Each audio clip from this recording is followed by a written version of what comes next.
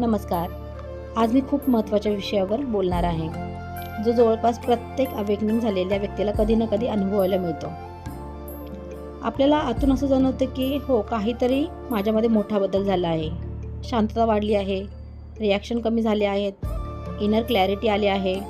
पण त्याच वेळी एक रिॲलिटी समोर उभी राहते. आपण अजूनही संसारात आहोत. आपले फॅमिली मेंबर्स, आपले पार्टनर, आपले मित्र, आपले रिलेटिव्स, त्यांची अवेकनिंग झालेली नसते. अवेकनिंग म्हणजे आपल्यामध्ये काय बदलते? कुंडली जागृतीनंतर आपल्या प्रेसेप्शनमध्ये बदल होतो. पूर्वी जिथे आपण पटकन दुखावलं जात होतो, पटकन रागवायचो, ओव्हर ॲक्ट करायचो, आता तिथे आपण ऑब्झर्व करतो. हे खूप स्पष्ट शिफ्ट असते. भगवद्गीतामध्ये श्रीकृष्ण अर्जुनाला सांगतात, कर्म कर